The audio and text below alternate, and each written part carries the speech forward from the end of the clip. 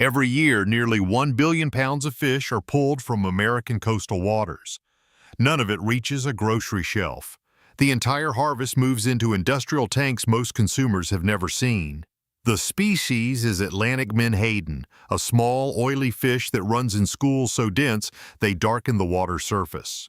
Most Americans have never heard its name, yet by harvest volume it is the single largest marine finfish catch in the Atlantic United States. Between 400,000 and 600,000 metric tons are harvested in a single season, making menhaden the highest volume finfish operation on the Atlantic coast. This video traces the full system from aerial detection to global supply chain. Subscribe to Water Food Production USA and leave a like. Tell us in the comments, did you know menhaden drove this scale of production? The spotter planes are already airborne. The fishery begins above the water. Aerial spotter planes fly systematic routes along the Virginia coastline. So pilots scan for shadow formations beneath the surface and the behavioral signatures of fish moving in concentrated mass. When a school is located, the pilot radios coordinates to the purse-seine fleet below. The vessels are purpose-built, wide-beam ships designed to deploy large nets quickly. The net deploys in a circular arc around the school. A skiff holds one end while the main vessel completes the circle. A draw cord along the bottom is then pursed, sealing the school inside. Brailing begins as soon as the net is secured. A large dip net scoop is lowered into the fish mass. Each lift moves several tons. Transfer must be fast to minimize time in warming surface water. The holds are pre-iced for the return trip. Menhaden deteriorate rapidly. High oil content accelerates enzymatic breakdown. The window between capture and processing is measured in hours. Reedville, Virginia sits at the end of a narrow peninsula between the Potomac River and Chesapeake Bay. The town was built around the menhaden reduction industry in the 1870s. Omega Protein's facility here is one of the largest fish reduction plants in North America. The dock receives vessels continuously through the harvest season. Fish are hydraulically transferred from the hold through large hoses into receiving tanks. The dock is designed for high-volume continuous intake. Inside the plant, fish feed continuously into large rotary steam cookers. Controlled heat ruptures fat cells within the tissue, beginning the separation of oil from solid matter. From the cooker, the fish mass enters an industrial screw press. Mechanical pressure forces liquid out of the cooked solids.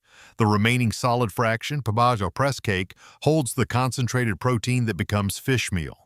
Press liquor moves to a decanter centrifuge. The centrifuge separates oil from water by density difference. Water exits the process stream. Crude fish oil transfers to storage tanks. A secondary polishing centrifuge stage follows. The crude oil still carries trace solids and moisture. Polishing centrifuges spin at higher velocity to achieve the clarity required for commercial-grade fish oil. Press cake moves into rotary drum dryers. Sustained heat reduces moisture from 60% to 10 or below. Overheating degrades protein quality and directly reduces market value. Dried press cake moves to grinding and screening equipment. The material is reduced to uniform particle size and screened. The result is a tan-colored powder with protein concentration between 65 and 72% by dry weight. Finished fish meal is bagged in woven sacks or bulk containers. Aquafeed grade meal carries stricter oxidation and moisture limits than agricultural feed. Each batch is sampled, tested, and cleared before shipment. Fish oil is tested for fatty acid profile and oxidation markers before customer allocation.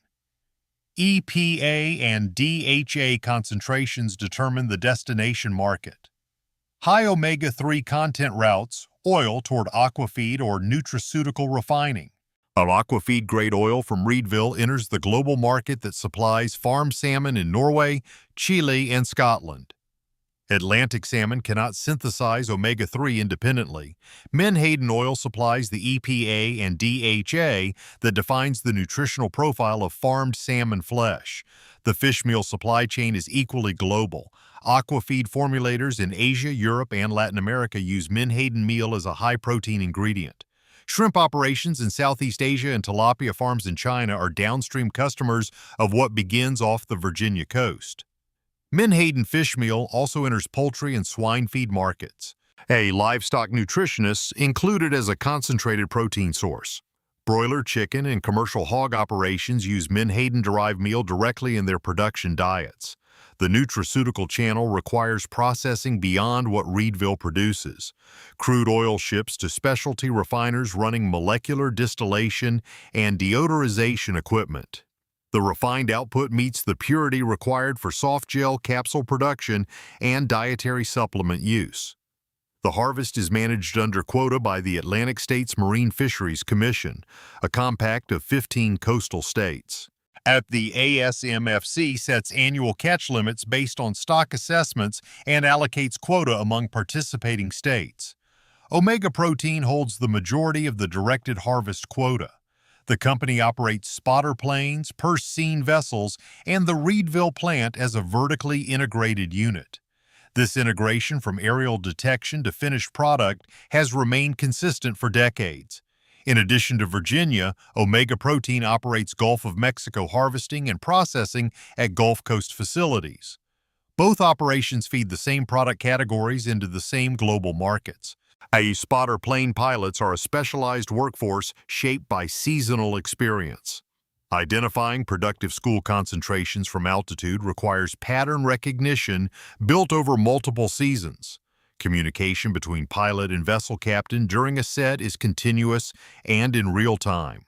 Purse-seine captains work within a weather-dependent operational window. Menhaden schools can dive below the net's effective depth if disturbed by vessel noise or light changes. Timing the encirclement without triggering the school requires years of accumulated judgment. Deck crews manage net deployment and brailing under physically demanding conditions.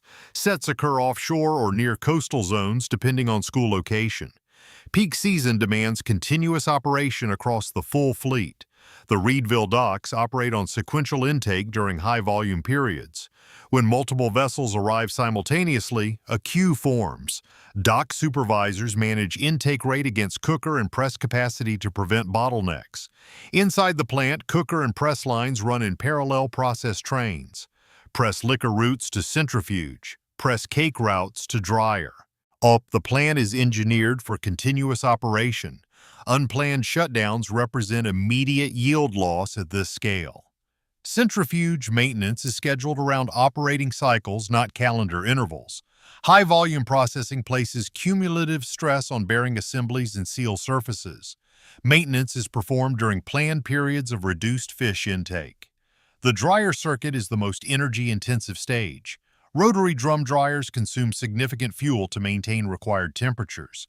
Margin compression occurs when fuel prices rise against a fixed commodity price for finished meal. Fish meal quality is directly affected by incoming fish freshness. Menhaden held longer before offloading show elevated free fatty acid levels and early oxidative breakdown. Quality technicians monitor hold times and temperature data to manage quality variation across batches. Finished fish meal is stored in bulk bins or palletized sacks. An inventory system tracks batch identity, test results, and production date from manufacturer through to customer shipment. Fish oil in bulk storage is held under antioxidant treatment to retard oxidation during storage and transit. Orthoxyquin or natural tocopherols are added depending on destination market specification. Bulk fish oil loads from storage tanks into tanker trucks or ISO containers for outbound delivery. Metered loading records, transferred volume, and samples from every outbound lot are retained for reference testing. Export shipments move through East Coast container terminals. Primary export markets include Norway, Denmark, China, Vietnam, and Chile, reflecting the global distribution of aquafeed and nutraceutical demand.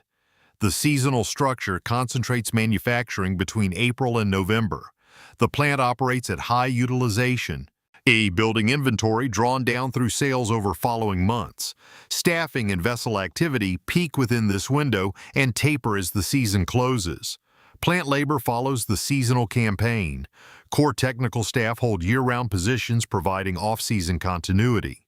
Production line workers are employed seasonally, ramping up in spring, tapering in late fall. Reedville's economic calendar has followed this rhythm for over a century. Environmental permitting covers wastewater discharge and the management of stick water, the aqueous stream separated from fish oil during centrifuge operations. Stick water contains dissolved proteins requiring treatment or recovery before discharge. Condensed fish solubles is a liquid coproduct recovered from the stick water stream. It is blended back into fishmeal during drying to enhance protein yield or sold separately as a liquid protein supplement. Stick water recovery closes a material loop that would otherwise represent waste disposal cost and protein loss. Plants running this recovery consistently achieve higher yield from the same volume of incoming fish. A typical reduction produces approximately 200 pounds of fish meal and 15 to 20 gallons of crude oil per ton processed. Yield tracking across the production day is a continuous management function. Menhaden product prices move with global commodity benchmarks. The dominant benchmark is Peruvian anchoveta meal and oil, the largest volume source worldwide. When El Niño disrupts Peruvian harvests, price increases follow across all competing sources, including menhaden. Aquafeed formulation teams monitor menhaden and anchoveta supply outlooks as part of regular procurement. When price differentials widen, formulators shift sourcing between competing origins. The omega-3 profile of each source oil governs those substitution decisions. As water temperatures drop in late fall, menhaden schools migrate southward ahead of the thermal front. Atlantic operations wind down. Operational focus transitions to Gulf facilities where Gulf menhaden remain accessible through winter. Intake volumes taper through November and December. Processing lines shift from continuous operation to batch mode. Cookers, presses, dryers, and centrifuges are inspected and rebuilt and certified, ready for the following spring. The Reedville plant has operated on this site since the 1870s. The core logic has not changed. Capture fish, extract oil, dry the solids for meal. What has changed is scale, mechanization, and the reach of the supply chains now distributing the product globally. By the time menhaden oil reaches a Norwegian salmon feed plant or fishmeal arrives at a Vietnamese shrimp hatchery, the origin is invisible in any documentation.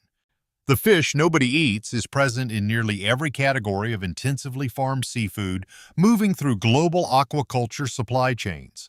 The last vessels secure their lines at the Reedville dock. The pump system shuts down. The water surface off the Virginia coast is smooth and flat, the same as every November when the cycle pauses and waits to begin again. Under this video, there's a subscribe button. It's a small action, but it helps document how water becomes food at scale. If you found this system worth following, leave a like. And tell us, where are you watching from? Have you ever worked in aquaculture or seafood processing?